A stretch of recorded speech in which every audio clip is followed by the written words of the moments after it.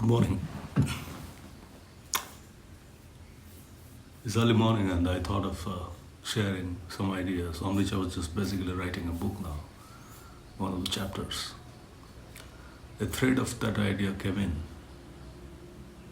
and it's all about how to minimize mess and clutter, both in life and in the surroundings.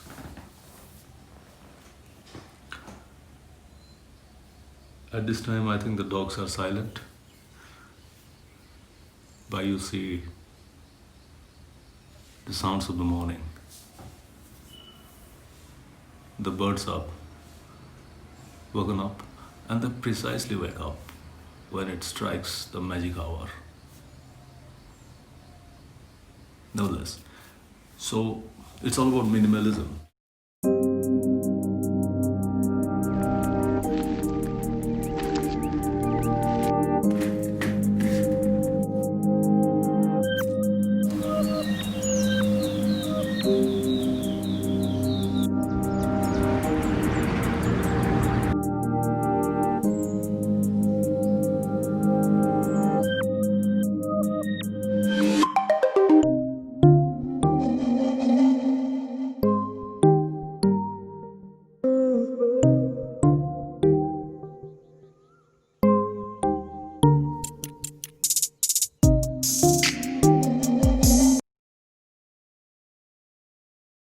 Many of you may know that minimalism is an idea to live minimally, to go for things that you essentially need and not have a lot of things around you that kind of distract your attention.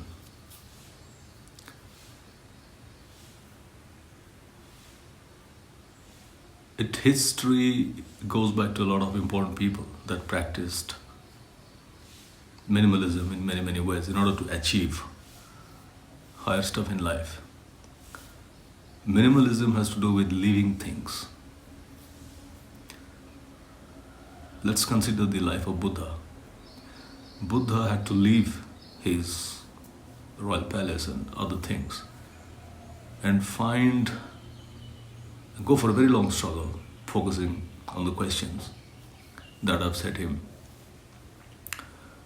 And the story goes that he saw once a corpse, and by the time he had never gotten outside the royal house. So when he saw the corpse, he thought that this is it. So he started focusing on the questions, but why had to leave everything? So leaving everything meant a lot in terms of getting away from clutter. Otherwise, you could not have focused on those questions. Similarly,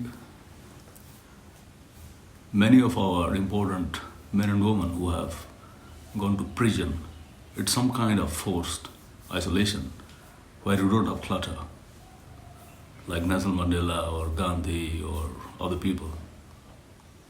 So when in prison, you have few things. And many of these people, they actually developed their political ideas or did creative things without the mess around. I'm talking about two kinds of clutter in terms of material things that you surround yourself with, you collect, and mental clutter, thoughts that are running like apps, and you cannot silence them. They are consuming your limited resource of attention. So leaving is critical in order to achieve something higher. And this idea came to me yesterday when I was watching a very fantastic documentary you should see on the life of Buddha. I think it's Richard Gere has given the voiceover, and many of you know that he has been a lifelong Buddhist and friend of the Dalai Lama, so on and so forth. And somebody there said this very important idea that you have to leave everything in order to achieve something higher. And I connected it to the science of attention. That if you want to focus on one thing, you have to leave many other things. Otherwise, it just can't happen. Because those many other things that are unimportant to you, they are attracting your attention in a very subtle way, even if you don't recognize it. So going for one thing or focusing on one thing requires leaving other things. And this is for life, for everyday work, for anything that is important. Now, coming to the question of minimalism, many may see it's some kind of an eccentric fad that some people practice. If you go to YouTube and read some popular books, there are many people who live frugally. They don't buy things. And it's kind of a statement against modern anti-consumerist culture. I'm not getting into that. But what essentially they achieve cognitively is to focus attention on their craft. Because when you have a lot of things around you, you tend to be emotionally glued to them. You bring more, and that essentially becomes your life, to buy more and consume more and stuff like this. And the whole world of advertising runs on those principles. That you need more. So that creates clutter. It's like I can have my coffee or tea in just 1 or 2 cups, wash them, maybe one, but I have so many, and many of them I don't use. And it extends to all the other things that I have gathered up. A lot of my mental resources have gone or are going in upkeeping them. Is not it a fantastic idea to get rid of all of them and have just 1 or 2 of them? And I focus all the energy on things that really matter, that defines my ikigai. I was focusing on the last video on ikigai, please go and check it. So, in contemporary life, those who are practicing minimalism, they understand this part. And it's growing in countries like Japan and some parts of USA.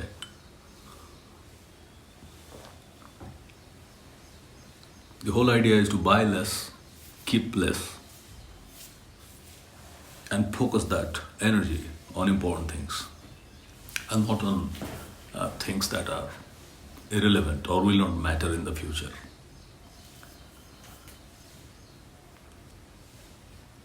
Is it a philosophy? I think it's kind of a philosophy. Those who are practicing this, they know what they're doing. It's a lifestyle. I want to give you one example of Henry David Thoreau, the American naturalist, philosopher. When he was young, and he was probably a journalist or an aspiring writer in Boston, and he thought of leaving everything, the city life, and going to a forest. And there was a lake called Walden. The lake is still there. And he set up his hut and started living there. By living there, he understood those things that he never bothered before. The fine focus on natural things, trees, berries, and how the weather changes, the colors. And I think he recorded them. That became his philosophy. So you find in Thoreau an example of living a minimalistic life and finding more meaningful things. Again, it comes to focusing attention, because he created that clutter-free world for himself.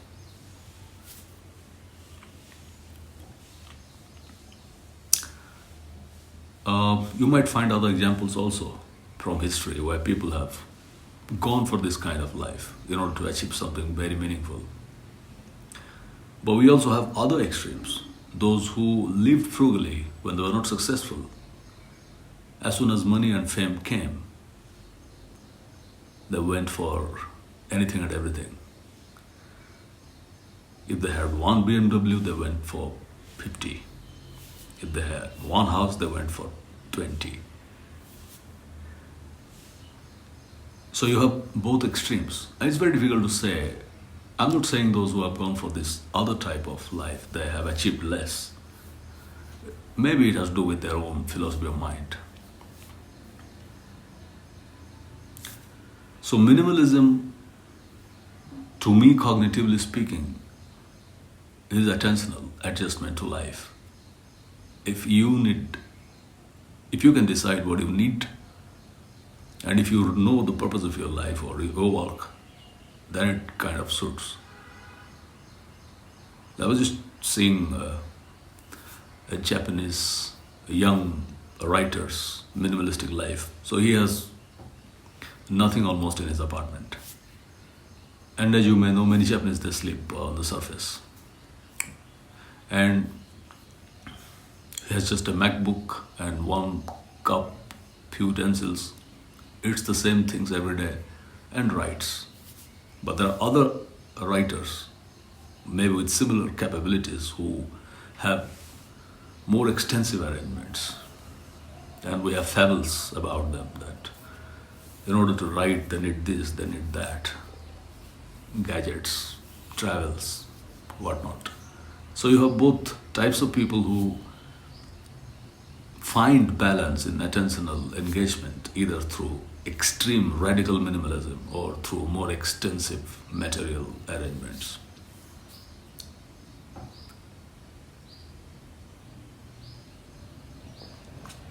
My interest in minimalism also recently has been sparked by my interest in photography. Those of you who do not know me, my name is Ramesh Misra and I teach cognitive science at the moment at University of Hyderabad. And check out my Instagram photography page where you will find the images I put frequently. Someday I would make a video on my theoretical ideas of what a camera can do to your cognition, but not now. It has been 4 or 5 months of learning and experimenting, and I have learned quite a few things that how it is powerfully changing the way I see. That everyone knows, but since I can understand the brain-mind side of this, I can connect the dots. So minimalism is emerging as an important a way of doing photography. Many landscape photographers or street photographers, they take the entire panorama, whatever they see, and this has a lot of clutter. It's like picturing everything there. The wide-angle lens, there are 2-3 types of lenses. The wide-angle lens basically captures vast arena of visual scene. In contrast to that, there are some photographers. Here's a link of somebody's work that I'm beginning to like from Scandinavia and does wonderful minimalistic photography and has written a book, I think. So the minimalistic style of photographing is to photograph one object and focus all your attention on that object and tell the audience its story. Not to give clutter to the... Because if you give everything to the audience, they do not know where to focus. Of course, your camera can help you focus on one thing, but then it's difficult. So minimalism in photography, in filmmaking, in cinematography, in writing is emerging very popular. And it's all about attention again. You are telling the audience that look here, don't look anywhere, because I'm just giving it to you, just photographing one tree. Writing a whole paragraph on one idea. As opposed to everything being considered. Take for example the most famous picture of Picasso's Guernica, which is hanging in one of the museums in Barcelona. It's very huge and it's very complex.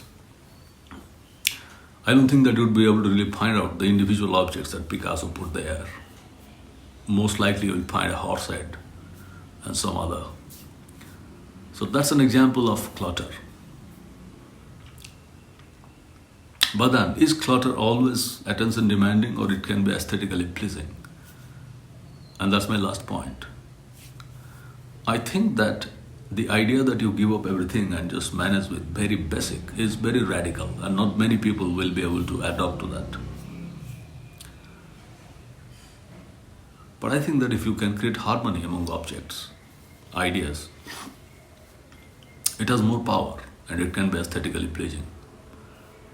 Basically, creating some kind of homogeneity rather than keeping things of diverse nature together. Symmetry, repetition have given rise to art. Look at Islamic art and the representation style. It's rhythmic, the same form repeats. So it cannot be called cluttering because it is aesthetically very soothing. Look at the arrangements of certain art frames in museums. There are so many, but they don't disturb you. So anything that is arranged well is not clutter. So we need to define what is clutter. So there are two ways to define this. One is on the basis of their usefulness. Okay, it's fine that you get rid of things that you don't use anymore because they're just hopelessly lying around there and you waste your time on them. The other thing is that you have many things, but you have put your attention in the beginning itself, how they form a homogeneous group. For example, if you plant different types of flowers in one area, that kind of is a clutter. But if you have one type of flowers, that is not clutter. Of course, it's debatable.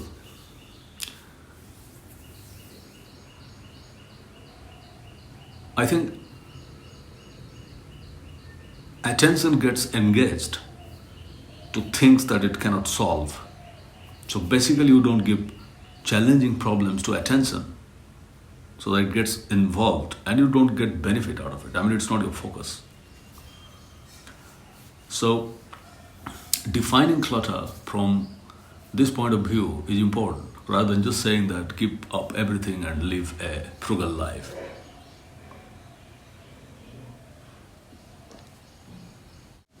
I have seen many people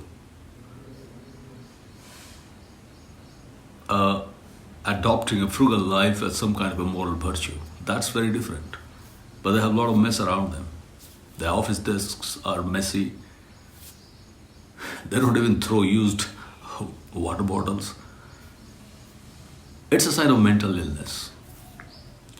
That's not something I'm considering in my theory, or that's not the way the Japanese minimalistic people who live minimalistic life they do.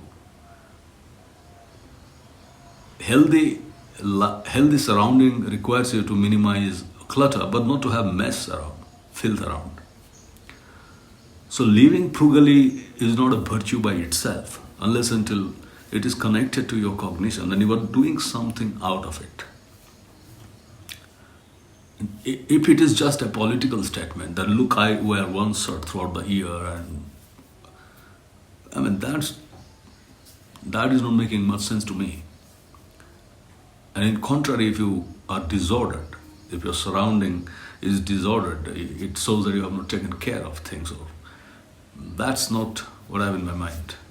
That needs to be corrected. It could just be a sign of mental illness.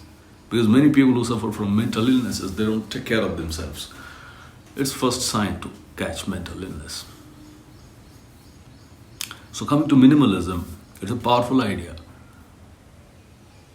And finally, the studies. There are many studies, or at least some studies, that have explored the way your environment can configure your attention and your work efficiency. For example, people have found that if your work desks are cluttered, like you have so many things on them, and I know it's also a fad that many people have, many times I might have done that, books that they don't read, pens and other objects, just to show that, look how busy I could be. That actually brings down their efficiency because in a very sublime or subtle way, those objects, they're capturing their attention, so they're not able to really focus attention on what is needed. So,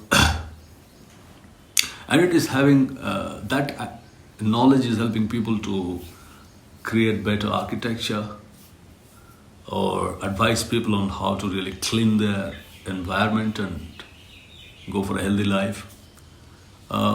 That's critical. So you don't want mess around because your attention gets distracted and you don't leave, you don't have clutter all around without taking care of yourself and the things and claiming that, well, look,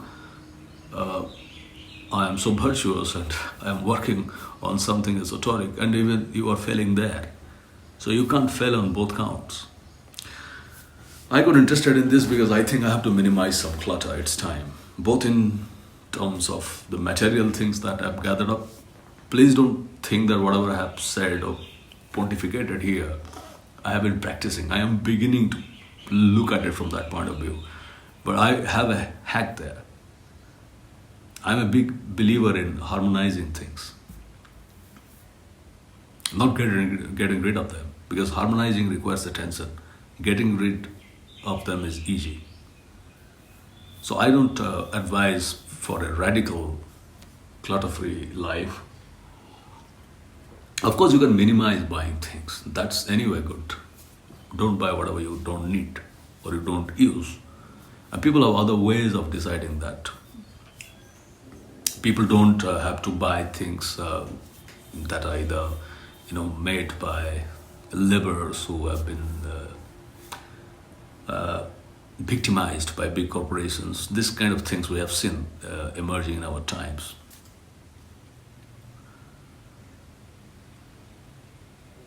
I think in creative life, living a clutter-free, creating a clutter-free environment is pretty critical. Otherwise, it becomes extremely difficult to attend to things that matter. Since I end up speaking about attention and cognition often, please go and check my earlier videos where you'll find more ideas about them.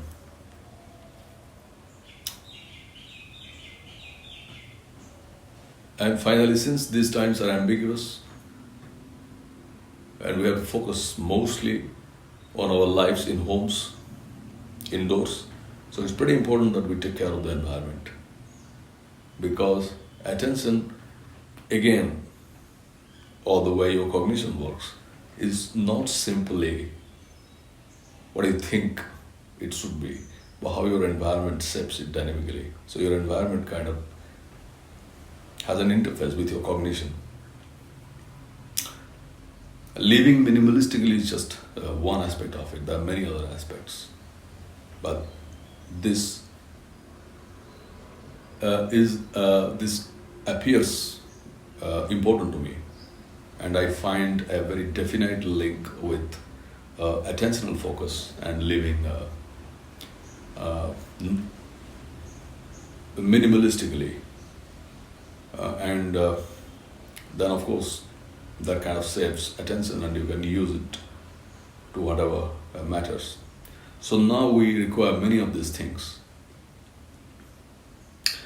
I don't want to get into in these videos the neuroscience of it, the psychological aspects of it, because they're very lengthy, and maybe there are some books you can check, some other videos or other people.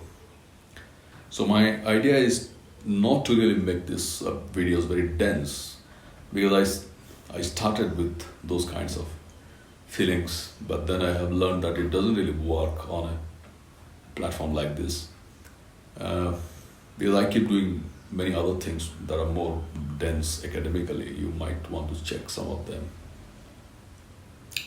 Other books I have written, you find all the information on my website. The research articles that we publish.